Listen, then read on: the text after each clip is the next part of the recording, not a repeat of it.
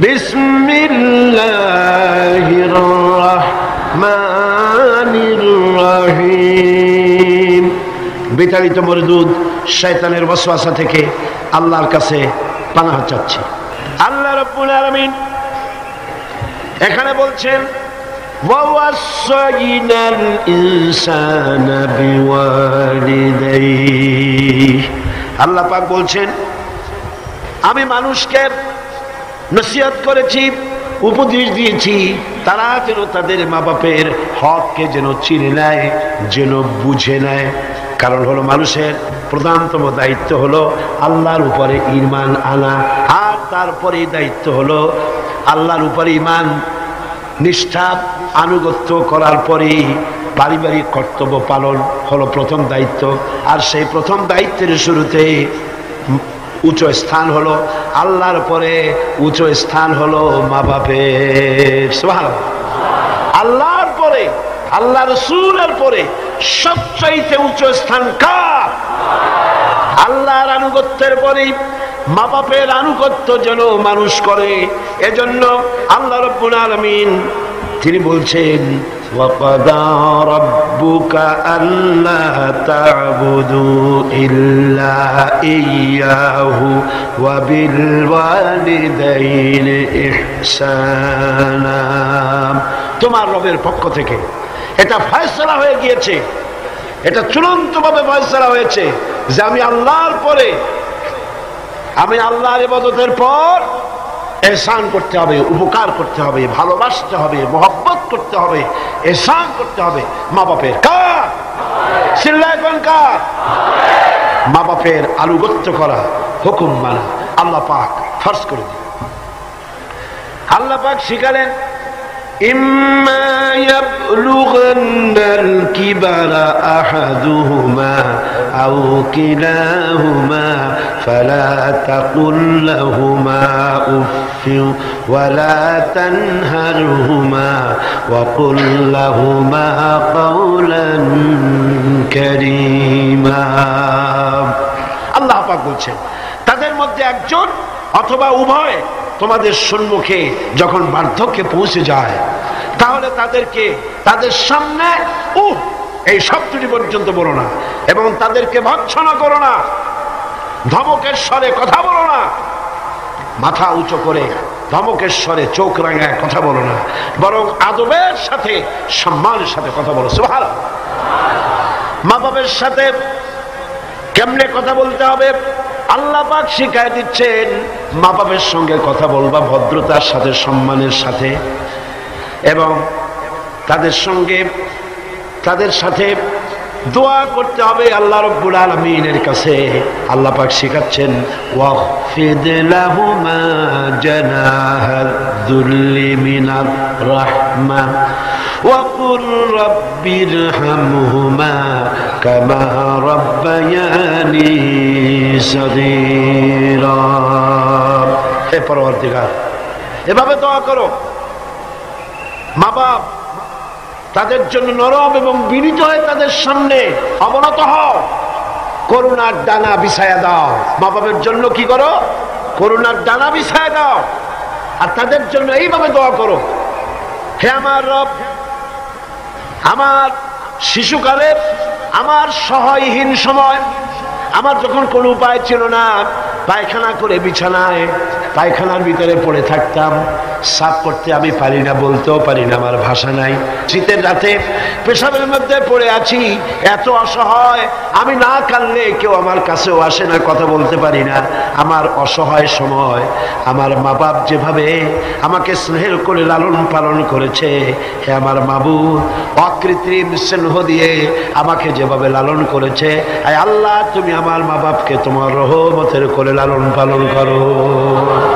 পড়েন সব আমার সাথে, রব্বিরহামহুমা কামা রাব্বায়ানি সগীরা। সবাই পড়েন রব্বিরহামহুমা কামা রাব্বায়ানি সগীরা। আয় আমার রব, আমার মা বাপের উপর রহমত করো, শান্তিতে রাখো। আপনারা প্রত্যেক নামাজের মোনাজাতে আপনারা যখনই দোয়া করবেন এই দোয়াটা পড়বেন, মনে থাকবে? মনে থাকবে? খবরদার ভুলে যাবেন। সূরা বনী ইসরাঈলের এই দুটি আয়াতের মধ্যে কয়েকটি শিক্ষা পাওয়া যায়। প্রথম হচ্ছে, মুমিনের উপর আল্লাহ রাব্বুল আলামিন আল্লাহর পরে সবচেয়ে বড় অধিকার করে দিয়েছেন পিতামাতার। আল্লাহর পরেই অধিকার কার? পিতামাতার। আল্লাহর ইবাদতের পরেই পিতামাতার সাথে ভালো ব্যবহার করার নির্দেশ দিয়েছেন আল্লাহ পাক নিজেই। আর 2 নম্বরে, মাতা পিতা বার্ধক্যে উপনীত হলে তাদের মেজাজের ভিতরে কিছুটা রুক্ষতা আসতে পারে, পারে না? মা বাপ যখন, মানুষ যখন বুড়া হয়ে যায় তখন মেজাজ কি ভালো থাকে নাকি? না না, এক পিড়ি সব বিমারি, একটা রোগী এক বার্ধক্য শত রোগের উৎস। নানান রকমের রোগ ব্যাধি আসে, কানে কম শোনে, স্বাস্থ্য ভালো না, মেজাজ খারাপ, এই জন্য তাদের মেজাজটা একটু রুক্ষ হয়ে যায়। সন্তান তাতে যেন বিরক্ত না হয়, খুশির সাথে বরদাস্ত করতে হবে, এমনকি ওহ শব্দটি বলা যাবে না। সুবহানাল্লাহ, আল্লাহ নিষেধ করছেন বরদাস্ত। অনেক লোক আছে, মা বাবা বুড়ো হয়ে গেছি, আর এই বুড়ো হয়ে যাওয়ার পর বিরক্ত হয়ে সন্তান বলতে থাকে, এই বুড়িটা মরে না কেন, বুড়াটা মরে না কেন? বলেন নাউজুবিল্লাহ। মরে না কেন? আমার বন্ধুগণ, কি করে এই কথা আপনার মুখ থেকে বেরোলো? আপনার কি মনে নাই, আপনি যখন ছোট ছিলেন তখন অসুস্থ হয়েছেন, টাইফয়েড হয়েছে, রোগ হয়েছে, ডাক্তারপত্র তেমন সেকালে পাওয়া যেত না, আপনার কাছে বসে ঘরে বৈদ্যুতিক লাইট নাই, কেরোসিনের আলো জ্বালায়া মা শিয়রে বসে বসে কোরআন শরীফ তেলাওয়াত করে আর চোখের পানি দরদর করে পড়তে থাকে। আখিরি রজনীতে মা দুহাত উঁচু করে রোগাক্রান্ত মৃত্যু শয্যায় শায়িত সন্তানের পাশে বসে দোয়া করে, রব্বুল আলামিন আমার জীবনের বিনিময় আমার সন্তানটার হায়াত দারাজ করে দাও। যেই মা এমন করে দোয়া করে সন্তানের জন্য, সেই সন্তান বউর কথা মতো অথবা নিজেই মায়ের মেজাজ খারাপ দেখে বলে, বুড়িটা মরে না কেন? নাউজুবিল্লাহ, নাউজুবিল্লাহ। আল্লাহ পাক বলছেন, মাতা পিতার মান মর্যাদার দিকে লক্ষ্য রাখো।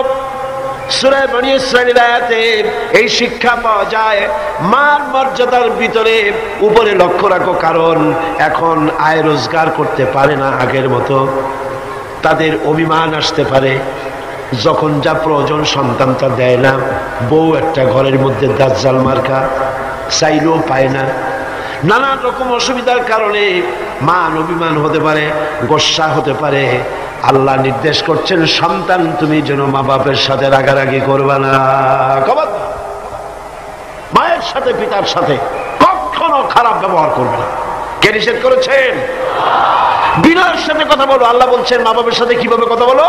বিনয়ের সাথে, নরম সুরে, একান্ত অনুগত খাদেমের মতো কথা বলো। সুবহানাল্লাহ। পিতামাতার অসহায় এবং দুর্বল অবস্থায় তাদেরকে বেশি করে সম্মান করো, কারণ মনে রাখা দরকার, তোমার হাজারো বিরক্তি সহ্য করেছে ছোটবেলায় তোমার মা বাপ, হাজার বিরক্তি সহ্য করেছে। কোলে উঠেছো, ঘাড়ে উঠেছো, পেশাব করেছো, পায়খানা করেছো, বিরক্তি সহ্য করে নাই মা? সহ্য করে নাই? হাজারো বিরক্তি সহ্য করেছে। এজন্য আল্লাহ পাক বান্দাকে স্মরণ করিয়ে দিয়েছেন, বান্দারে মা বাপের জন্য দোয়া করবি, রব্বিরহামহুমা কামা রাব্বায়ানি সগীরা। এই দায়িত্ব কে দিলেন? কে দিলেন? এখন আপনি যেন দায় সারার জন্য, আল্লাহ দায়িত্ব দিছে বলে আপনি দায় সারার মতো মায়ের একটু কাপড় দিলেন, বাপের একটু জামা দিলেন, 2-5টা টাকা দিলেন, দায় সারার জন্য দিচ্ছেন না অন্তরের মহব্বত দিয়ে দিচ্ছেন? এটা দেখছেন কে? দেখেন আল্লাহ কি বলছেন, রব্বুকুম আ'লামু বিমা ফি নুফুসিকুম ইন তাকুনু সালিহিন ফাইন্নাহু কানা লিল আওয়াবিনা গফুরা। তোমার রব কিন্তু জানেন যে তুমি কি দায় সারা গোছের কাজ করছো আমার অর্পিত দায়িত্ব হিসেবে তুমি তোমার মাকে সম্মান করছো, টাকা দিচ্ছ, পিতাকে সম্মান করছো, আমি দেখতে পাচ্ছি। তবে আল্লাহ পাক তওবাকারীকে ভালোবাসেন, সালিহিনদেরকে ভালোবাসেন। আর আল্লাহ পাক হচ্ছেন গফুর, তিনি হচ্ছেন ক্ষমাশীল। দায়িত্ব পালন হিসেবে মহব্বত দিয়ে, ভালোবাসা দিয়ে, শ্রদ্ধা দিয়ে তোমার মা বাপের খেদমত করবে, দায় সারা গোসলের জন্য না হয়। কারণ এককালে তুমি ছেলে যাদের মুখাপেক্ষী, ভালো করে শোনেন, এককালে আমরা সবাই মা বাপের মুখাপেক্ষী ছিলাম না? বলেন ছিলাম না? এককালে তুমি যাদের মুখাপেক্ষী ছিলে তারা আজ তোমার মুখাপেক্ষী হয়ে গেছে। আবার সময় আসবে যখন আমরাও আমাদের সন্তানদের মুখাপেক্ষী হয়ে যাব। তিলকাল আইয়ামু নুদাবিলুহা বাইনান নাস, এটাই হলো ইতিহাস, এরকমই হবে। দাদা বসেছিল পুকুর পাড়ে গোসল করবে, একেবারে কুজো হইয়া হাঁটু মাথার উপর উঠে গেছে। নাতি কাছে গিয়ে বলছে, দাদা বর্ষিটা কত দিয়ে কিনছ? দাদা তো বর্ষির মতো কুজো হয়ে গেছে। দাদা রসিকতা বুঝতে পেরেছেন। দাদা বলছেন, ভাই কেনা লাগবে না, আর সময় আসলে তুমিও একটা ফ্রি পাবা। কাজে আজকে আমরা এক সময় অসহায় ছিলাম, মা বাপ আমাদেরকে যত্ন করে পালন করেছে। আজ তারা অসহায়, তুমি তাদেরকে যদি মর্যাদা দাও, তুমি তখন অসহায় হবে, তোমার সন্তান তোমাকে অবশ্যই মর্যাদা দেবে।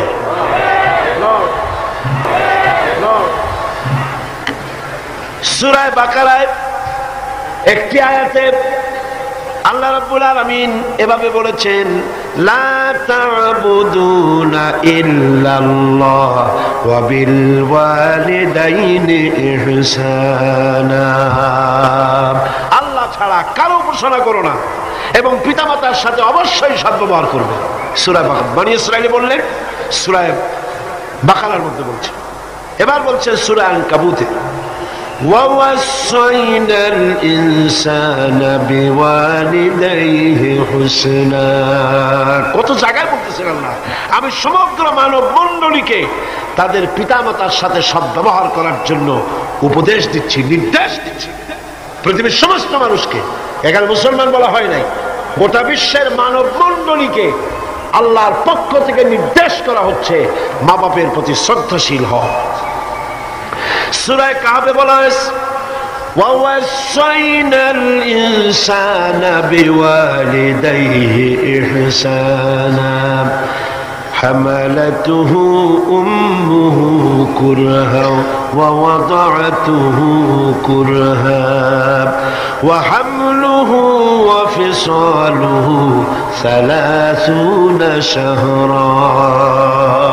আমি মানব গোষ্ঠীকে নির্দেশ করেছি, তোমার পিতামাতার ইহসান করো।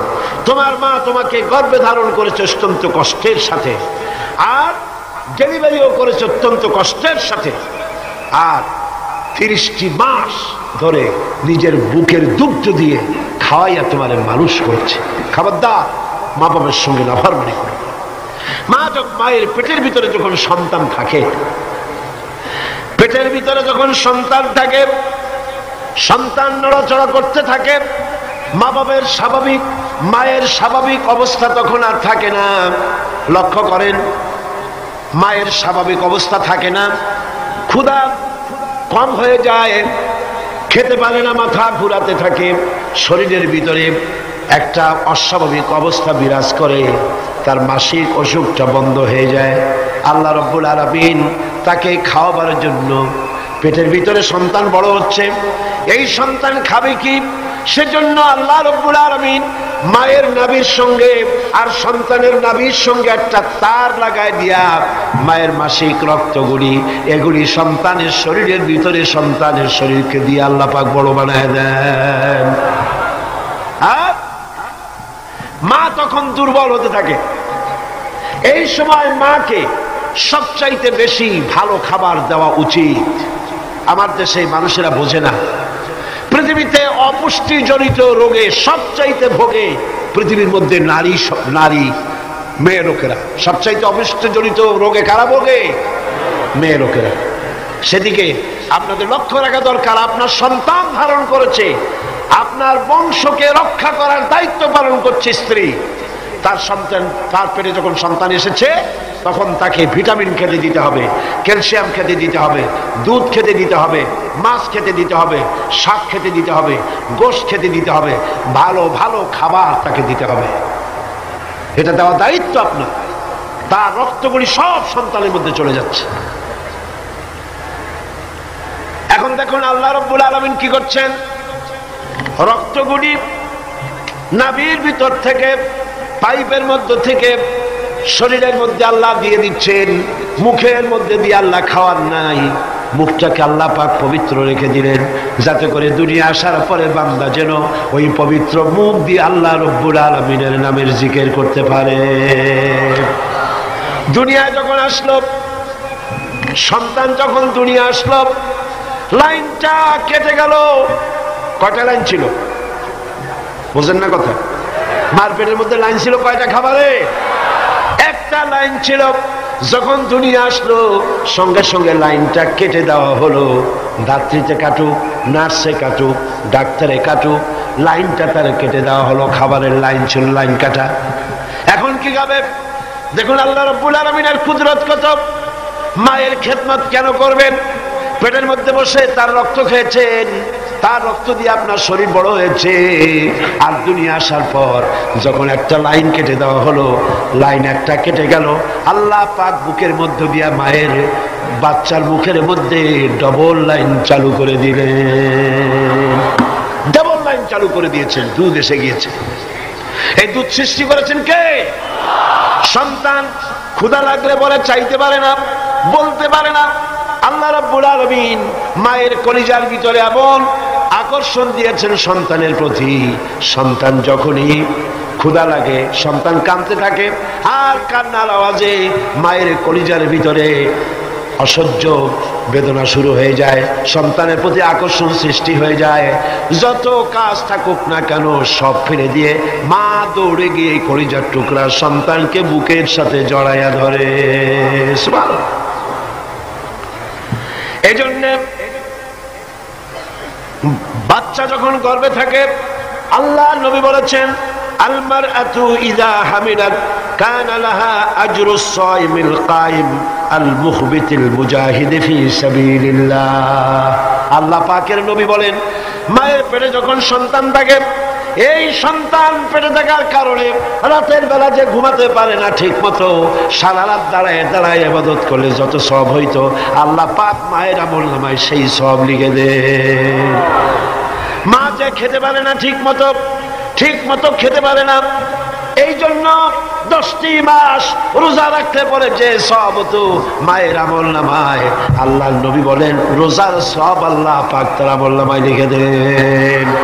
সে যে কষ্ট বরদাস্ত করে, এই কষ্ট বরদাস্ত করার জন্য পেটে ধারণের কষ্ট আর ডেলিভারির কষ্ট বরদাস্ত করার কারণে পুরুষেরা জিহাদ করে যে সওয়াব পাবে, মা সন্তান পেটে ধরে ডেলিভারি করে সন্তান মানুষ করে সেই জিহাদের সওয়াব পাইয়া যাবে।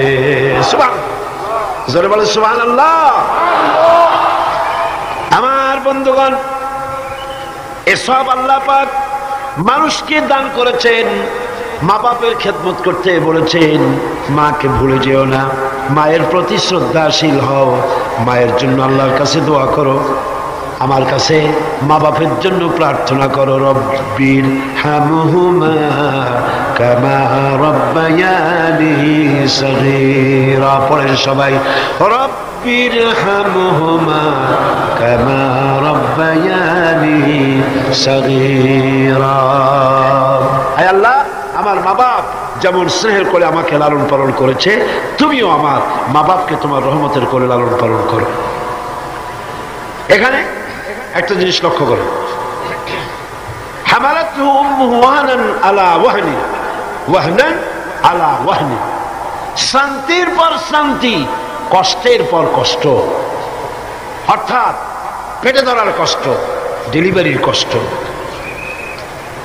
এই যে কষ্ট মা বহন করছে, এই কষ্টের ঋণ মানুষ সন্তানেরা কোনোদিন শোধ করতে পারবে না। পারবে? সন্তান যদি তার বুকের চামড়া দিয়া মায়ের জন্য এক জোড়া জুতা তৈরি করে দেয়, পিঠের চামড়া নয়, সন্তান যদি তার বুকের চামড়া দিয়া মায়ের পায়ের এক জোড়া যদি জুতা তৈরি করে দেয়, মায়ের এক ফোঁটা দুধের হক আদায় হবে না। আল্লাহ পাক বলছেন, وَإِنْ جَاهَدَاكَ عَلَىٰ أَن تُشْرِكَ بِي مَا لَيْسَ لَكَ بِهِ عِلْمٌ فَلَا تُطِعْهُمَا وَصَاحِبْهُمَا فِي الدُّنْيَا مَعْرُوفًا। আল্লাহ পাক বলছেন, কিন্তু তারা যদি তোমাকে, মর্যাদা তাদের আল্লাহর পরেই মা বাপের মর্যাদা, আল্লাহর পরে কার মর্যাদা? সন্তানের কাছে মা বাপের মর্যাদা।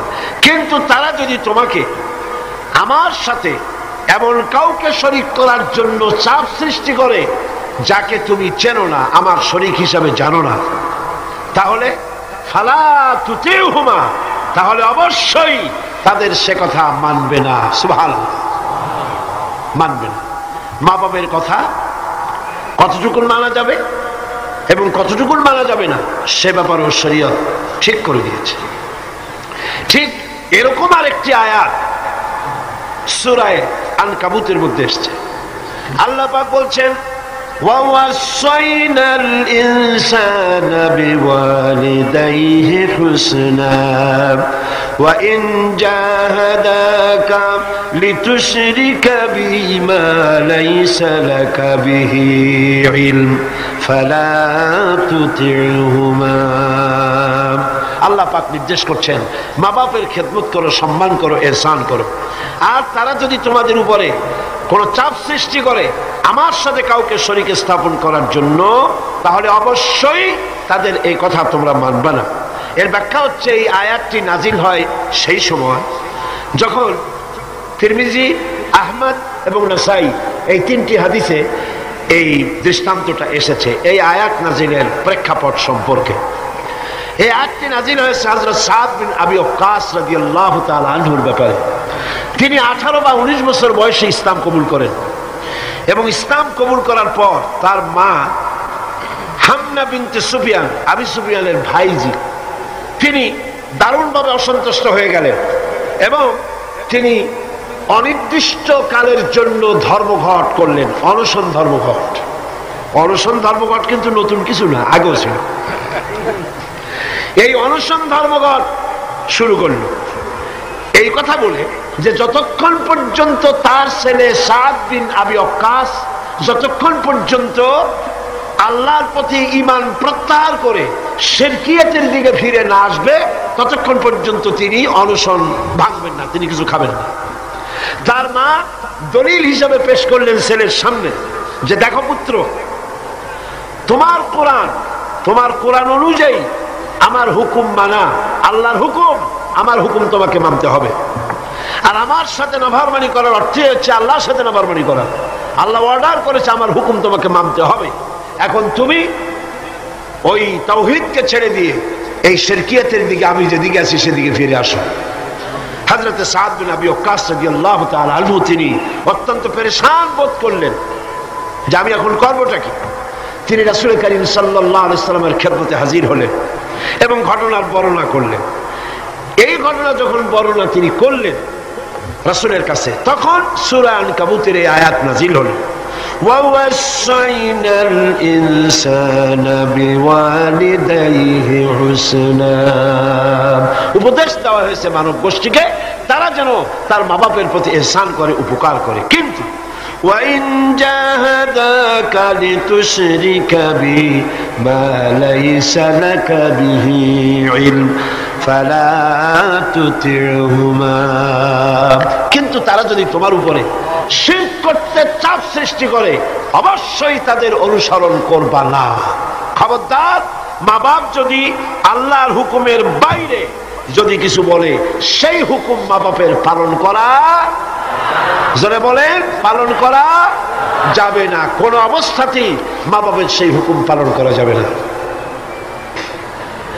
আয়াতটির ব্যাখ্যা হচ্ছে যে মা বাপের হক তো সবচাইতে বেশি, কোনো সন্দেহ না। কিন্তু সেই মা বাবাই যদি মানুষকে শিরক করতে বলে, তাহলে এই শিরক করতে পারবে না। কারণ হলো আল্লাহ পাকের সাথে কাউকে শরীক স্থাপন করা যাবে না, কারণ তাদের অবৈধ আব্বা সন্তানের অমান্য করাই জরুরি।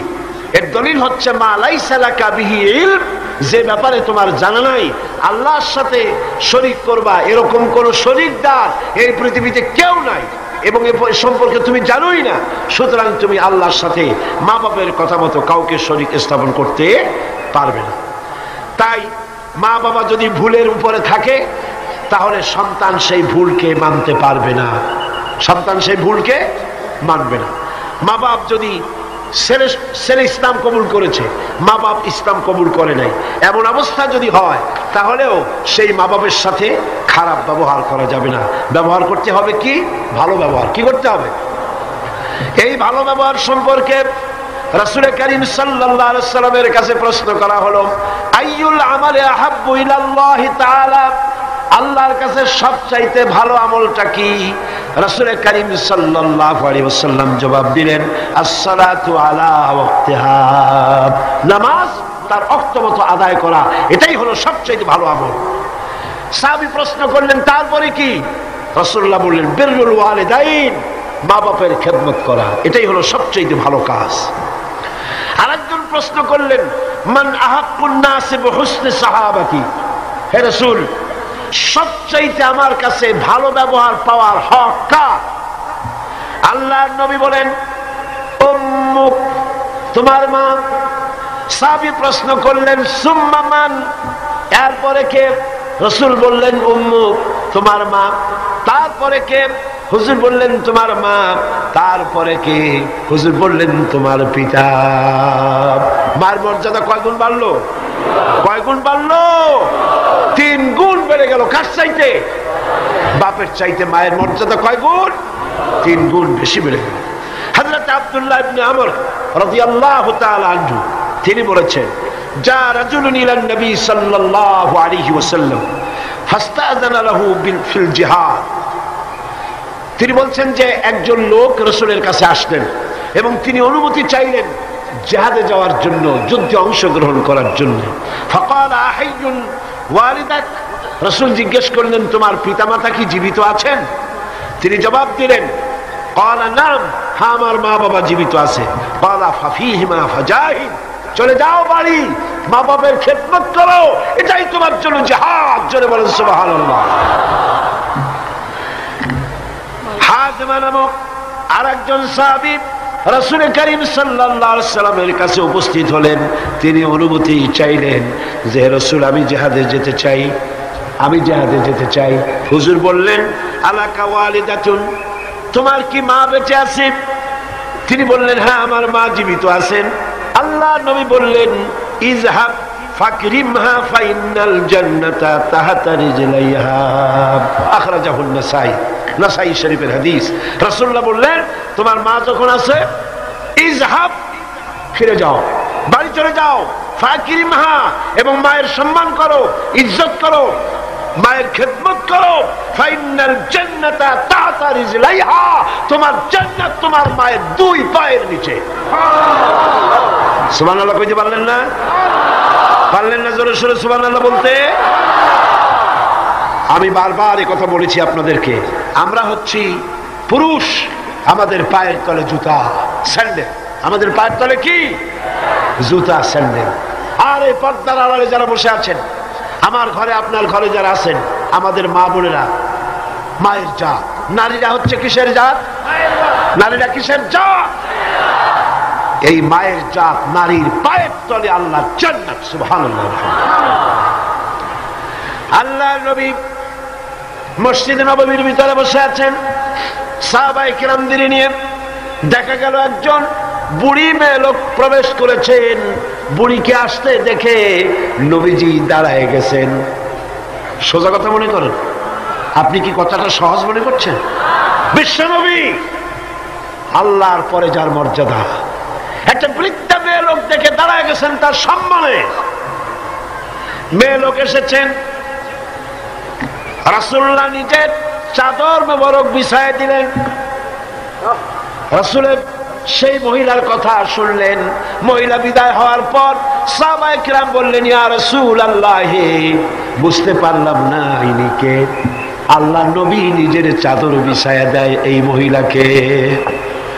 নবীজি বললেন, জানো না, আমি আমার মায়ের স্নেহ তেমন কিছু পাই নাই। আমি যখন মায়ের গর্ভে ছিলাম, 6 মাস বয়সের সময় মায়ের পেটে থাকাকালীন বাপের এতিম হয়ে গেছি। এরপরে মা মারা গেছেন। আমি মায়ের দুধ আমার কপালে তেমন হয় নাই, ভাগ্যে হয় নাই। মায়ের কোলে কাকে চড়ে মায়ের স্নেহ আমার কিসমতে তেমন হয় নাই। যার কোলে কাকে চড়ে, যার বুকের দুধ খেয়ে আমি বড় হয়েছি, ইনি আমার সেই দুধ মা হযরতে হালিমাতুস সাদিয়া, আমার দুধ মা। সুবহানাল্লাহ। মায়ের সম্মান ইসলাম এত বেশি দিয়েছে। মায়ের দুধের বদলা ইয়েমেন থেকে একজন হাজী সাহেব আসছেন, মাকে ঘাড়ে নিয়ে তাওয়াফ করতেছে আর গান গাচ্ছে, শের পড়তেছে। মায়ের হক আদায় করে ফেলেছি, মাকে নিয়ে হজ করলাম, মাকে নিয়ে তাইফ কি বলে মুজদালিফায় গেলাম, মিনায় গেলাম, রমিয়া হাজার করলাম, সাই করলাম, তাওয়াফ করলাম, মাকে গাড়ি নিয়ে সব করেছি। আমার মায়ের হক আমি আদায় করেছি। হযরত আব্দুল্লাহ বিন ওমর রাদিয়াল্লাহু তাআলা আনহুমা ওই লোকের শের শুনে, গান শুনে, এই কথা শুনে তিনি বললেন, তুমি কিসের হক আদায় করেছো? তুমি তো তোমার মায়ের একটা আহ শব্দের হক আদায় করতে পারো নাই। তোমার মা কষ্টে পড়ে তোমাকে কোলে নিয়ে, তোমাকে তোমার কষ্টের সময়, বিপদের সময়, তোমাকে দুঃখে দেখে, কষ্ট দেখে মুখ থেকে যাও শব্দটা বেড়েছে, সারা জীবন তো সেই হক আদায় করতে পারবে না। হক আদায় করছো, এত বড় কথা কি করে বলতে পারবে? মা বাপের, পিতামাতার আনুগত্যের চূড়ান্ত রূপ বলতে গিয়ে হযরত ইবনে আব্বাস রাদিয়াল্লাহু তাআলা আনহু বলেছেন, وعن ابن عباس رضي الله تعالى عنه أنه قال قال رسول الله صلى الله عليه وسلم من أصبح مطيعا لله في والديه أصبح له بابان مفتوحان من الجنة। হযরত ইবনে আব্বাস রাদিয়াল্লাহু তাআলা আনহু বলেছেন, আল্লাহ রাসূল বলেছেন, যে ব্যক্তি পিতামাতার সম্পর্কিত আল্লাহর নাজিলকৃত হেদায়েত মেনে নিয়ে সকাল করলো, আল্লাহ রাব্বুল আলামিন তার জন্য জান্নাতের 2টা দরজা খুলে দেন। আর যদি মা বাপ বেঁচে নাই, দুজনের একজন আছে, তার খেদমত করে, তাকে খুশি করে যদি সকাল করে, জান্নাতের 1টা দরজা তার জন্য খুলে যায়। ওয়ামান আমসা আসিয়ান লিল্লাহি ফি ওয়ালিদাইহি আসবাহা লাহু বাবানে মাফতুহান মিনান নার। আর যদি মা বাপকে অসন্তুষ্ট করে, আল্লাহ যে হুকুম করেছে সেই হুকুম অনুযায়ী মা বাপের খেদমত না করে, মা বাপের সাথে নাফরমানি করে যে সন্ধ্যা করলো, নবীজি বলেন তার জন্য জাহান্নামের 2টা দরজা খোলা হয়ে যায়। মা বাপের দুজনের একজন যদি বেঁচে থাকে, তাহলে মা বাপের দুজনের একজন যদি বেঁচে থাকে, তাহলে তাকে যদি অসন্তুষ্ট করা হয়, জাহান্নামের 1টা দরজা তার জন্য খোলা হয়ে যায়। সাহাবী প্রশ্ন করলেন, ক্বালা রাজুলুন ওয়া ইন যালামাহু, ক্বালা ওয়া ইন যালামাহু। 3বার রাসূলুল্লাহ বললেন। ওই ব্যক্তি জিজ্ঞেস করলেন, হুজুর, মা বাপ যদি আমার উপরে জুলুম করে? রাসূলুল্লাহ বলেন, জুলুম যদি করেও? তারপরে সে বলছে, যদি আমার উপরে জুলুম করে? হুজুর বলেন, জুলুম যদি করেও? আবার প্রশ্ন করলেন, আমার উপরে মা বাপ যদি জুলুম করে? রাসূলুল্লাহ বলেন, জুলুম যদি করেও খবরদার তুমি মা বাপের সাথে নাফরমানি করবে না। সুবহানাল্লাহ। মা বাপের খেদমত করো, কপাল খুলে যাবে। কি খুলে যাবে? আমার বন্ধুগণ, হযরত ইবনে আব্বাস রাদিয়াল্লাহু তাআলা আনহু আরো বলেন, عن ابن عباس رضي الله تعالى عنه أن رسول الله صلى الله عليه وسلم قال من ولد بار ينظره إلى والديه نظرة رحمة إلا كتب الله بكل نظرة حجة। আল্লাহ নবী বলেন, হযরত ইবনে আব্বাস রাদিয়াল্লাহু তাআলা আনহু বর্ণনা করেছেন, রাসূলুল্লাহ বলেছেন, কেউ যদি তার মা বাপের দিকে যদি মহব্বতের নজরে, ভালোবাসার নজরে যদি তাকায়, তাহলে তার আমলনামায় 1টা কবুল হজের সওয়াব আল্লাহ পাক আমলনামায় লিখে দিবেন। একজন প্রশ্ন করলেন, যদি এক সাহাবী প্রশ্ন করলেন, ইয়া রাসূলুল্লাহ, যদি কোন সন্তান তার মা বাপের দিকে দৈনিক 100 বার তাকায় তো কি হবে? আল্লাহ নবী বললেন, জেনে রাখো 100 বার যদি দৈনিক মা বাপের দিকে রহমতের নজরে, ভক্তির নজরে, ভালোবাসার নজরে যদি তাকাও, আল্লাহ পাক তোমার আমলে 100 কবুল হজের সব লিখে দিবে। আল্লাহর ভান্ডে কোনো অভাব নাই। তাই বলে আবার কেউ মনে করেন না যে হজ যখন ফরজ আছে এত কষ্ট করে টাকা টাকা খরচ না করিয়া মহব্বতের নজরে বাপের দিকে তাকায় থাকে, এতে কিন্তু কাম হবে না। উল্টা পাল্টা চিন্তা করবেন না, চিন্তাটা ঠিক মতো করে হজ যার উপর ফরজ হয়েছে যাই আদায় করতে হবে। এখানে আল্লাহ পাক সওয়াব দিবেন, এই সওয়াবে আপনার হজ যে ফরজ হয়ে আছে সেই দায়িত্ব কিন্তু আদায় হবে না। আর মা বাবার খেদমত যদি করেন তাহলে আপনার দুনিয়ার ফায়দাটা কি? রাসূলুল্লাহ বলেছেন, আন আনাস ইবনে মালিক রাদিয়াল্লাহু তাআলা قال قال رسول الله صلى الله عليه وسلم من سره أن يمد له في عمره ويزداد له في رزقه فليبر والديه وليصل رحمه رواه أحمد। আল্লাহ নবী বলেন, হযরতে আনাস বিন মালিক রাদিয়াল্লাহু তাআলা আনহু থেকে বর্ণিত, আল্লাহ নবী বলছেন, কেউ যদি দুনিয়ায় তার রিজিক বাড়াতে চায়, সম্মান বাড়াতে চায়, হায়াত বাড়াতে চায়, সে যেন তার মা বাপের খেদমত করে। মা বাপের খেদমত যারা করবে, মা বাপের সম্মান যারা করবে, আল্লাহ পাক তার রিজিকে বরকত দান করে দিবেন। রিজকে কোনোদিন অভাব হবে না। কবরের কাছে গিয়া, মাজারের কাছে গিয়া বলা লাগবে না, ইয়া খাজা মেরা মতলব কো পুরা করে দে, এটা বলা লাগবে না, এটা বলা লাগবে না। আপনার রিজকে বরকত হয়ে যাবে মা বাপ যদি আপনাকে, আপনার জন্য দোয়া করে, এ দোয়া কবুল। মা বাবার দোয়া কি কবুল হয়ে যাবে। সুতরাং রাসূলুল্লাহ বলছেন, আল্লাহ নবী বলছেন, রিজকে বরকত হবে, সম্মান বৃদ্ধিপ্রাপ্ত হবে, অশান্তি হবে না, অসম্মান হবে না। মা বাবার খেদমত করবা, রিজকে কোনো অভাব হবে না। সুবহানাল্লাহ। হযরত আবী হুরায়রা রাদিয়াল্লাহু তাআলা আনহু বলছেন, عن أبي هريرة رضي الله تعالى عنه عن النبي صلى الله عليه وسلم قال رغم أنفه ثم رغم أنفه ثم رغم أنفه। আল্লাহ নবী বলছেন, তিনবার বললেন, সে ব্যক্তি অপমানিত হোক, সে ব্যক্তি অপমানিত হোক। কোন ব্যক্তি? قيل من يا رسول الله, কোন ব্যক্তি অপমানিত হোক? قال من أدرك والديه عند الكبر أو أحدهما ثم لم يدخل الجنة। ভালো করে শুনেন, আল্লাহ নবী বলেন, সেই ব্যক্তি অপমানিত হোক। তিনবার বললেন। প্রশ্ন করা হলো, কোন ব্যক্তি? রাসূলুল্লাহ বললেন, মা বাপ দুইজন অথবা একজনকে জীবনে সে পেল আর খেদমত করে আল্লাহর জান্নাত নিজের জন্য ওয়াজিব করে নিতে পারলো না, তার মতো হতভাগ্য আর কেউ নাই। মা বাপ যাদের আছে প্রাণ ভরে তাদের খেদমত করো, তাদের খেদমতে আল্লাহ পাক কিসমত খুলে দেবে। আবু দাউদ শরীফের একটি হাদিস শুনুন। হযরত আব্দুল্লাহ বিন আমর রাদিয়াল্লাহু তাআলা আনহু তিনি বলছেন, এক ব্যক্তি তার মাতা পিতাকে কাঁদায় রেখে রাসূলের সামনে জিহাদে যাওয়ার জন্য উপস্থিত হয়েছেন, মা বাপকে ক্রন্দনরত অবস্থায় রেখে। রাসূলুল্লাহর কাছে খবর এলো, এই যুবক জিহাদে যাওয়ার জন্য আসছে আর তার মা বাপ কাঁদতেছে। রাসূলুল্লাহ বললেন, ফিরে যাও, মা বাপকে যেভাবে কান্দায় আসছো ওইভাবে খুশি করে তারপরে আসো, মা বাপকে অখুশি রেখে জিহাদে যাইও না। মা বাপের খেদমত করো, তাদেরকে খুশি করো। অন্য হাদিসে এসেছে, রাসূল করিম সাল্লাল্লাহু আলাইহি ওয়াসাল্লামের খেদমতে একজন হাজির হয়ে অভিযোগ করলো।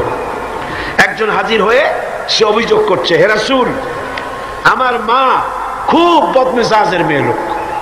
কে বলছে? এক যুবক বলছে রাসূলের কাছে গিয়ে, আমার মা খুব বদমেজাজের মানুষ। অভিযোগ। প্রিয় নবী তার জবাবে বললেন, হে যুবক, 9 মাস ধরে অব্যাহত ভাবে তোমার মা যখন তোমাকে গর্ভে ধারণ করেছিল তখন তো তোমার মায়ের মেজাজ খারাপ ছিল না। তোমার মা যখন তোমাকে পেটে ধরে রাখছিল তোমার মেজাজ খারাপ ছিল? আরে কি সুন্দর কথা। পেটের ভিতরে একটা জীবিত মানুষ, একটা জীবিত মানুষের পেটের মধ্যে আর একটা জীবিত মানুষ, সে চুপ করে বসে নাই, কেন দিয়ে গুঁতো মারতেছে, হাঁটু দিয়ে গুঁতো মারতেছে। আমার তো মনে হয় যে এই রকমের যদি পুরুষের হইতো, পুরুষের যা মেজাজ খারাপ, দুনিয়া আসার সাথে সাথে ঠ্যাং ধরে আসার মারতো যে পেটের মধ্যে বসে এত নড়াচড়া করছি না কেন। আর মায়ের অবস্থাটা দেখেন, আহা, এত কষ্ট পেটে ধারণ করায়, ডেলিভারি যখন করল 10 মাসের পেটে ধরার কষ্ট আর ডেলিভারির কষ্ট, ডেলিভারিতে তো কত কষ্ট হয় সে কথা আল্লাহ ছাড়া আর কেউ জানে না। এই ডেলিভারি যখন হয়ে যায়, মা যখন হুঁশে এলো, মা প্রথমেই জানতে হয় কি হয়েছে আমারে দেখাও। সন্তান যখন মায়ের চোখের সামনে তুলে ধরা হয়, আমার আল্লাহ পাক বলেন মায়ের 10 মাসের পেটে ধরার কষ্ট আর ডেলিভারির কষ্ট সন্তানের চেহারা দেখার সঙ্গে সঙ্গে মায়ের মন থেকে আমি আল্লাহ মুছে ফেলে দেই। রাসূলুল্লাহ বলছিল, যুবক, আজকে তুমি বলতেছো তোমার মায়ের মেজাজ খারাপ, কিন্তু 9 মাস যখন পেটের মধ্যে তুমি ছিলা তখন তোমার মেজাজ খারাপ হয় নাই। যুবক তখন পাল্টা জবাব দিল, হে রাসূল, আমি মিথ্যা কথা বলছি না, আমার মা সত্যই তার মেজাজটা দারুণ খারাপ। হুজুর বললেন, সে যখন রাতের পর রাত জাগতো আর তোমারে দুধ খাওয়াইতো, তুমি তোমার মা গভীর রাত্রে ঘুমায় আস, তুমি চিৎকার করতেছো, ঘুম ভাঙা তোমারে কোলে নিয়ে দুধ খাওয়াইলো, 2.5 বছর পর্যন্ত জ্বালাইছো মায়ের বুকের দুধ খাইয়া, দিনে দুপুরে রাত্রে কত কষ্ট দিছো, তখন তো তোমার মায়ের মেজাজ খারাপ ছিল না।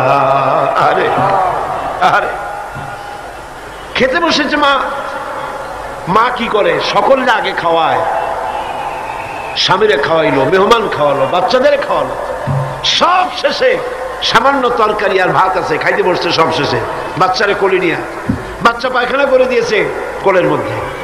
মা বিরক্ত হইল না, বিরক্ত হলো না, খাবারের থালাটা সরায় রেখে মা বাচ্চাকে কোলে করে নিয়ে বাচ্চাকে সাফ করালো, নিজের কাপড় চোপড় সাফ করলো, তারপরে ক্রন্দনরত বাচ্চার মুখে 2-3টা চুমা দিয়া তারপর আবার খাইতে বসলো।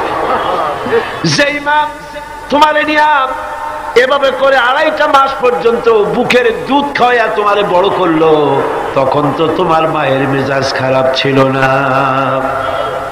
যুবক বলছেন, হে রাসূল, আমার মা আমাকে নিয়ে যত কষ্ট করেছে আমি সে কষ্টের হক আদায় করে দিয়েছি, আমি তাকে হক আদায় করছি, যার তার খাবার দিয়েছি, পরার দিয়েছি, তারে নিয়ে হজ করেছি, হক আমি আদায় করে দিয়েছি।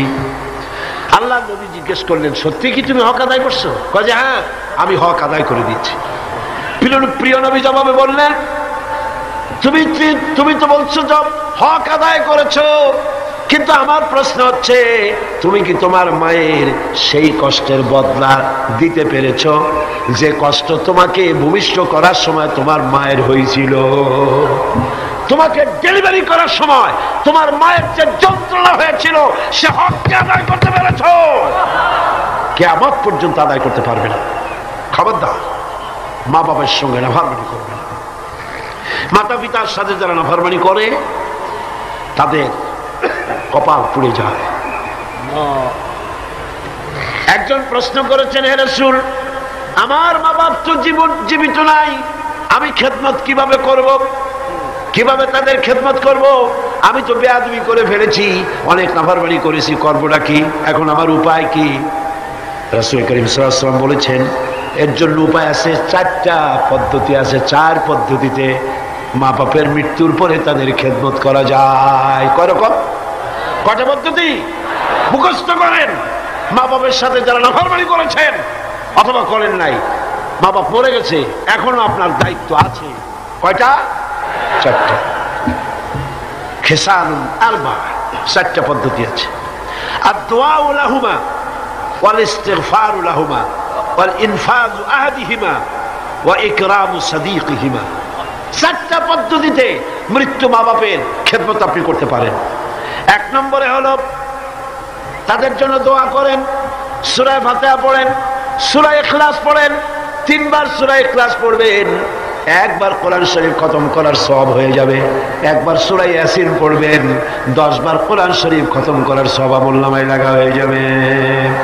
দরুদ শরীফ পড়েন, এগুলি পড়ে মা বাবার জন্য দোয়া করেন, আর বলেন রব্বিরহামহুমা কামা রাব্বায়ানি সগীরা।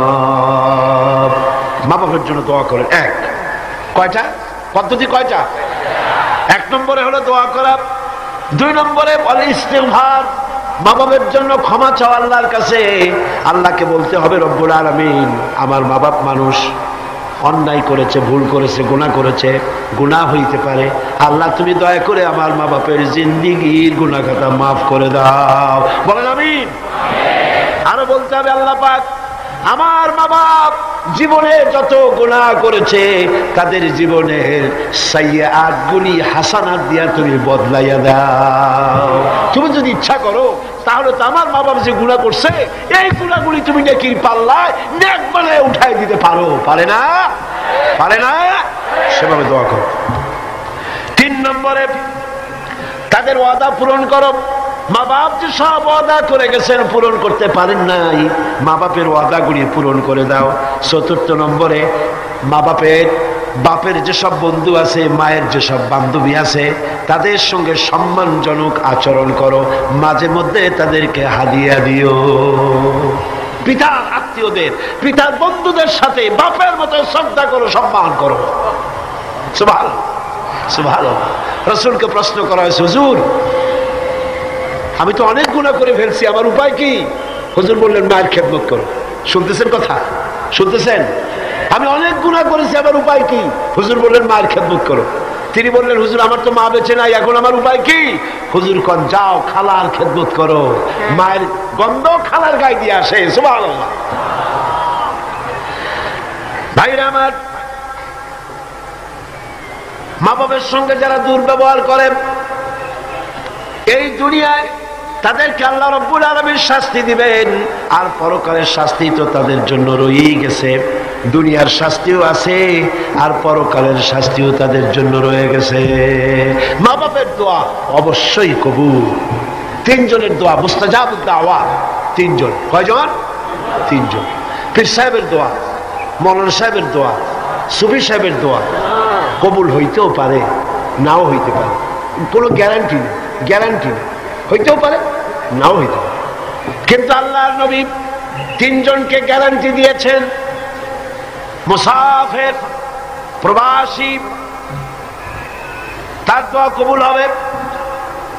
যেমন পাকিস্তান থেকে জামিয়া আশরাফিয়ার মুহতামিম হযরত মাওলানা ফজলুর রহিম সাহেব এখানে উপস্থিত হয়েছেন, কসরের নামাজ পড়ছেন। প্রবাসী মুসাফির, মুসাফিরের দোয়া কবুল হবে, বলেন সুবহানাল্লাহ। আবার মজলুম ব্যক্তি, অত্যাচারিত ব্যক্তি যদি দোয়া করে আল্লাহ পাক তার দোয়া মঞ্জুর করে নেবেন। আর মা বাপ যদি সন্তানের জন্য দোয়া করে অবশ্যই সেই দোয়া কবুল হয়ে যাবে। অবশ্যই মা বাপের দোয়া কবুল, কোনো সন্দেহ নাই। লা শাক্কা ফি ওয়ালা রাইবা ফি। মা বাপ দোয়া করলে কবুল হবেই হবে। সুবহানাল্লাহ। এখন এই আয়াতের শেষ দিকে আল্লাহ পাক বলছেন ফালা তুতিউহুমা ওয়া সাহিবুহুমা ফিদ দুনিয়া মারুফা। মা বাপ যদি মুশরিক হয়, মুশরিকা হয়, তাহলে তাদের সাথে আচরণটা কিন্তু খারাপ করা যাবে না। কথা বুঝতে পেরেছেন? আচরণ খারাপ করা যাবে না, আচরণ ভালো করতে পারে, ভালো হতে হবে। সদাচার করো, সদাচরণ করো। মা বাপ যদি অমুসলিম হয়, গুনাহগার হয়, এমনকি মা যদি বেশ্যা হয়, তোমার কাছে মা মাই, খবরদার মায়ের সাথে নাফরমানি করতে পারবে না। কথা বুঝে আসছে? মাথায় ঢুকতেছে? মাথায় ঢুকতেছে? এবার দেখুন হযরতে আসমা বিনতে আবি বকর রাদিয়াল্লাহু তাআলা আনহা, তিনি বলছেন আন আসমা বিনতে আবি বকর রাদিয়াল্লাহু তাআলা আনহা قالت قدمت علي امي وهي مشركه في عهد رسول الله صلى الله عليه وسلم। রাসূলুল্লাহর যুগে আমার মা মুশরিক অবস্থায় আমার বাড়ি আসলো। আমি প্রশ্ন করলাম, হে রাসূল, হে রাসূল, আমার মা আমার বাড়িতে আসছে, আমি কি তার সঙ্গে আত্মীয় জনিত ব্যবহার করব নাকি? আমার মা হিসাবে তার সাথে আমি সেরকম ব্যবহার করব নাকি? অথচ তিনি ইসলামের প্রতি বেজার, আপনার প্রতি নাখোশ, আল্লাহর প্রতি নাখোশ, ইসলাম তিনি ভালোবাসেন না। আমার বাড়ি আসছে, আমি তার মেয়ে, আমি এখন তার খেদমত করা বা তার প্রতি ভালো ব্যবহার করা আমার জন্য কি রকম হবে আপনি বলেন? নবীজি বললেন, অবশ্যই তুমি তোমার মায়ের সাথে সম্মানজনক, আত্মীয়তাজনক, মায়ের সাথে সন্তান যেমন ব্যবহার করে সেই ব্যবহার করা লাগবে। মা মুশরিকা হতে পারে, ব্যবহার পাবে সে সন্তান যে ব্যবহার করা উচিত সেই ব্যবহারই পাবে। এই জন্য যাদের মা এবং পিতা মুশরিক বা মুশরিকা, তাদের জন্য সন্তান কেঁদে কেঁদে আল্লাহর কাছে দোয়া করবে। তোমার মা যদি বেনামাজি হয়, তোমার বাপ যদি বেনামাজি হয়, তাহলে তাদের নসিহত করতে গিয়া আঙ্গুল উঁচু করে, চোখ রাঙাইয়া, মাথায় ধমক দিয়া, ধমকের সুখে সুরে মা বাপকে কথা বলতে পারবা না। পায়ে ধরে বলো মাকে, পিতাকে পায়ে ধরে বলো, বাবা, হে আমার মা বাবা, নামাজ পড়ছেন না, এটা জাহান্নামের রাস্তা, অনুগ্রহ করে নামাজ পড়ুন। ধমক দেওয়া যাবে না। সুবহানাল্লাহ। আমার বন্ধুগণ, মা বাপের জন্য কেঁদে কেঁদে দোয়া করতে হবে। যাদের মা বাপ এরকম, ইসলাম সহ্য করতে পারে না, আল্লাহ সহ্য করতে পারে না, রাসূল সহ্য করতে পারে না, এটা তো সেই যুগে ছিল, কিন্তু বর্তমান যুগেও আছে না? নাই আছে কিনা? এই মাহফিলও বহুত মহিলা এভাবে চিঠি আমাকে লিখেছেন, মাহফিলে আসে কিন্তু স্বামী তা বরদাস্ত করতে পারে না, কিন্তু সিনেমায় গেলে কোনো খারাপ কিছু বলে টলে, সেখানে যাও, মাহফিলে যাও। ছেলে ইসলামী ছাত্র শিবির করে, অসহ্য, টাকা বন্ধ করে দাও, লেখাপড়া বন্ধ করে দাও, সহ্য হয় না। ইসলামী ছাত্রী সংস্থা করে, মৌলবাদী হয়ে গেছে, পয়সা দেয় না, খাবার দেয়।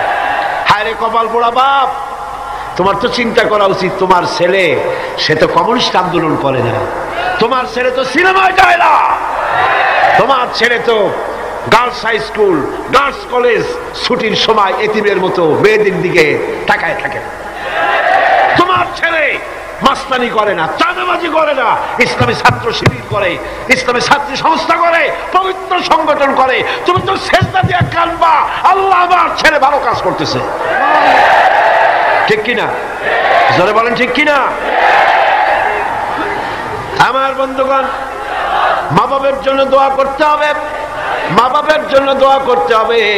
রব্বির হামহুমা কামা রাব্বায়ানি সগীরা, খুব মিষ্টি করে ভালো করে পড়েন, রব্বির হামহুমা কামা রাব্বায়ানি সগীরা। হযরতে আবু হুরায়রা রাদিয়াল্লাহু তাআলা আনহু ইসলাম গ্রহণ করার পর দীর্ঘদিন যাবৎ তার মা ইসলাম কবুল করেন নাই, বরং আবু হুরায়রা রাদিয়াল্লাহু তাআলা আনহুকে বড় জ্বালাইছে। তিনি মায়ের পায়ে পড়েছেন, বহু অনুরোধ করেছেন, কোনো কিছুতে কাজ হয়নি। একদিন তিনি অনেক রাত করে বাড়িতে ফিরেছেন, মা তাকে প্রশ্ন করলেন, এত রাত কোথায় ছিলি? তিনি বললেন, আমি ছিলাম রাসূল করিম সাল্লাল্লাহু আলাইহি সাল্লামের কাছে। শোনা মাত্র মা তাকে খুব করে মারলেন, গলা ধাক্কা দিয়ে বাড়ি থেকে বের করে দিলেন। তিনি রাসূলুল্লাহর খেদমতে এসে কাঁদতে লাগলেন। আল্লাহর নবী বললেন, আবু হুরায়রা কাঁদো কেন? হযরত আবু হুরায়রা বললেন, ইয়া রাসূলুল্লাহ, মা আমাকে মেরেছে। বললেন, মারলো কেন? তিনি বললেন, ঘটনা শোনালেন, আপনার কাছ থেকে দেরি করে যাওয়ার কারণে আপনার নাম শুনে সহ্য করতে না পেরে আমাকে মারছে। হুজুর বলেন, আবু হুরায়রা, মা তোমাকে মেরেছে, এখানে আমার কিছু করার নাই, আমি এখানে দখলান্দাজ করতে পারবো না, আমি এখানে কোনো ইন্টারফেয়ার করতে পারবো না, মা মারছে, আমি কি করবো? সুবহানাল্লাহ। ভাইরা আমার, হযরত আবু হুরায়রা বলেন, ইয়া রাসূলুল্লাহ, মায়ের বিরুদ্ধে নালিশ করার জন্য তো আমি আপনার কাছে আসি নাই। বললেন, কেন এসছো? হযরত আবু হুরায়রা বলেন, ইয়া রাসূলুল্লাহ, আমি আসি দোয়া চাওয়ার জন্য। আমি জানি নবীজি যদি আল্লাহর দরবারে হাত উঁচু করে দোয়া মঞ্জুর হয়ে যায়। আপনি আমার মায়ের জন্য, হেদায়েতের জন্য দোয়া করুন। মা দুহাত তুলে দোয়া কর। আল্লাহর নবী তখন দুহাত উঁচু করে দোয়া করলেন, আল্লাহুম্মা ইহদি উম্মা আবি হুরায়রা, আয় আল্লাহ আমি দোয়া করি আবু হুরায়রার মাকে তুমি হেদায়েত নসিব করে দাও। হযরত আবু হুরায়রা দৌড় দিলেন, কয়েকজন সাহাবী পিছন থেকে টেনে ধরলেন, দৌড়াও কেন, কোনো বিপদ হলো নাকি? তিনি বললেন না, কোনো বিপদ হয় নাই, তবে দৌড়াও কেন? তিনি বললেন, দৌড়াই এই কারণে, আমাকে যেতে দাও, বাড়ি পর্যন্ত আমি দৌড়াই যেতে চাই, আমি বাড়ি পর্যন্ত দৌড়াই গিয়ে দেখতে চাই, আমি দৌড়াই আমার বাড়িতে আগে পৌঁছলাম না রাসূলুল্লাহর দোয়া আমি বাড়ি যাওয়ার আগে রাসূলের দোয়া আমার বাড়ি পর্যন্ত গেল নাকি? হযরতে আবু হুরায়রা রাদিয়াল্লাহু তাআলা আনহু তিনি বাড়িতে চলে গেলেন, দরজায় গিয়ে নক করলেন, ভেতর থেকে আওয়াজ এলো কে? তিনি বললেন, মা আমি আবু হুরায়রা এসেছি। মা বলছেন, আব্বু অপেক্ষা করো, দরজা খুলে দিতেছি। হযরতে আবু হুরায়রা তিনি বললেন, মায়ের গলার আওয়াজ দিয়েই আমি বুঝতে পারলাম আমি ঘরে আসার আগে রাসূলুল্লাহ তীর তার নিশানায় পৌঁছে গেছে, দোয়া কবুল হয়ে গেছে। হযরতে আবু হুরায়রা বলেন, মা বেরিয়ে এলেন, গোসল করে এসেছেন। মা আমারে বললেন, বাবা তোমাকে মারার পর আমি বড় অনুতপ্ত হয়েছি যে আমি মারলাম কেন। আমার ছেলে তো কোনো খারাপ মানুষের কাছে যায় নাই, দুনিয়ার সর্বশ্রেষ্ঠ মানুষের কাছে গেছে, মারলাম কেন? বড় অনুতপ্ত আর অনুশোচনা আমি করেছি। আমি গোসল করেছি, আমি ওযু করেছি, আমাকে জলদি করে নিয়ে চলো, আল্লাহর নবীর খেদমতে নিয়ে হাজির করে দাও। হযরতে আবু হুরায়রার মা ঘোষণা করলেন, লা ইলাহা ইল্লাল্লাহু মুহাম্মাদুর রাসূলুল্লাহ। বন্দুক দিয়ে গুলি করলে সেই গুলি তার টার্গেটে পৌঁছতে যত না দেরি হবে, মা বাপের দোয়া বা বদদোয়া এর থেকে দ্রুত গতিতে আল্লাহ পাকের আরশ আজিম পর্যন্ত পৌঁছে যাবে।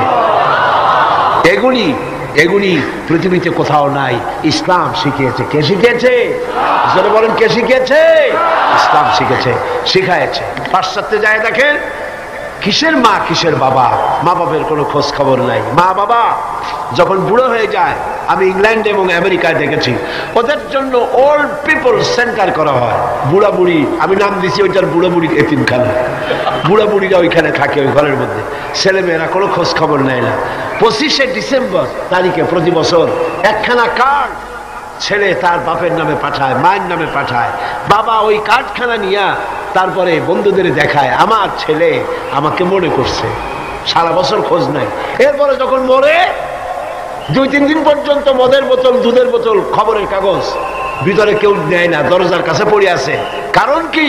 পুলিশে এসে দরজা খুলিয়া দেখে ভিতরে বুড়া মরে পড়ে আছে, কেউ নাই, ছেলেও নাই, মেয়েও নাই, দেখারও কেউ নাই।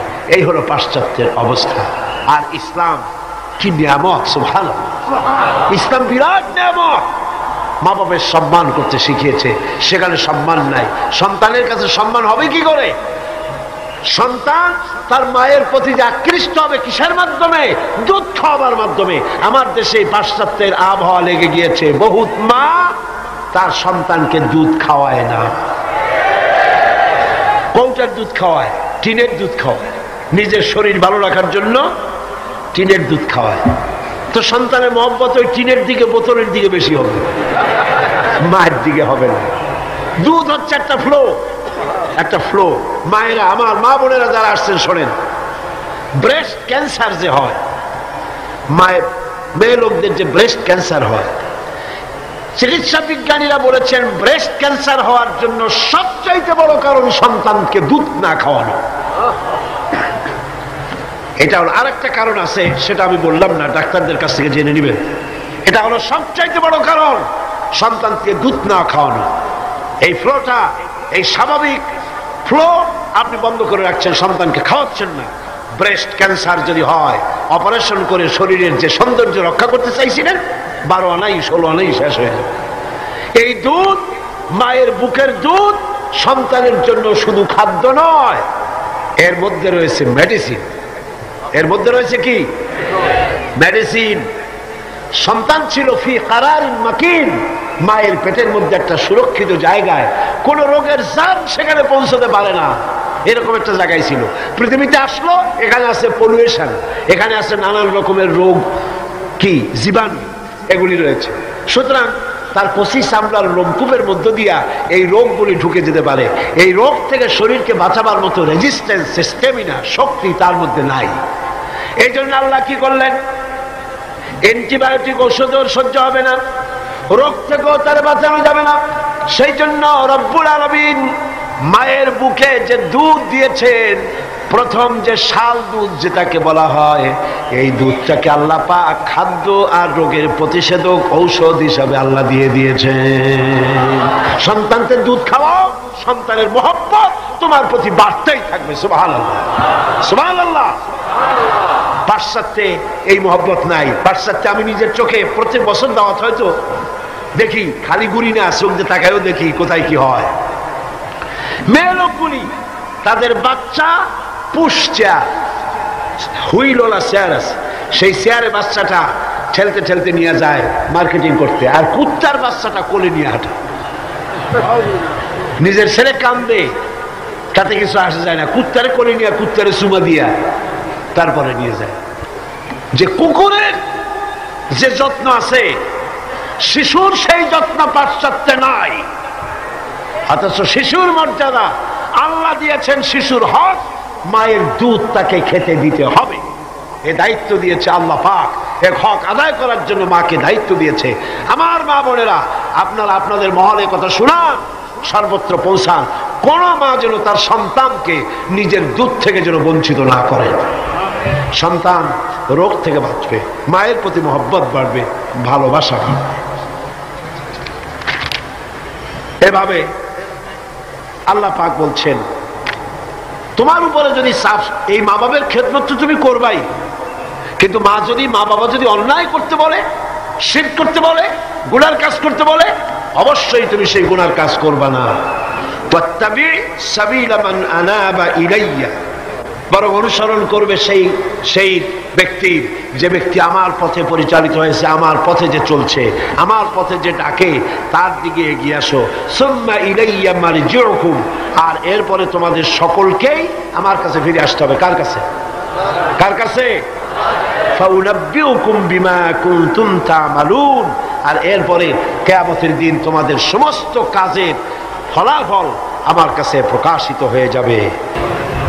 ربنا ظلمنا أنفسنا وإن لم تغفر لنا وترحمنا لنكونن من الخاسرين ربنا لا تزغ قلوبنا بعد إذ هديتنا وهب لنا من لدنك رحمة إنك أنت الوهاب।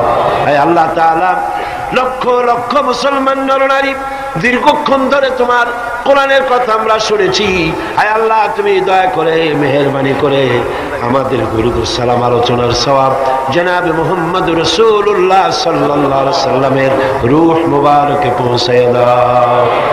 রব্বুল আলামিন, আমরা যারা মা বাপ হারাইছি, যে মা বাপের কথা এতক্ষণ আলোচনা করলাম তোমার কোরআন থেকে, হায় আল্লাহ, আমাদের মা বাপের কবরগুলিকে জান্নাতের টুকরায় পরিণত করে দাও। রব্বিরহামহুমা কামা রব্বায়ানি সগীরা। সবাই পড়েন, রব্বিরহামহুমা কামা রব্বায়ানি সগীরা। হায় আল্লাহ তাআলা, সারা জীবন যত গুনাহ করেছি, আল্লাহ তুমি আমাদের গুনাহটা মাফ করে দাও। আল্লাহ, এই তাফসীরুল কোরআন মাহফিল কিয়ামত পর্যন্ত কবুল করে নাও। ربنا تقبل منا إنك أنت السميع العليم وتب علينا إنك أنت التواب الرحيم سبحان ربك رب العزة عما يصفون وسلام على المرسلين الحمد لله رب العالمين واجعل آخر كلمة عند الموت لا إله إلا الله محمد رسول الله. السلام عليكم ورحمة الله.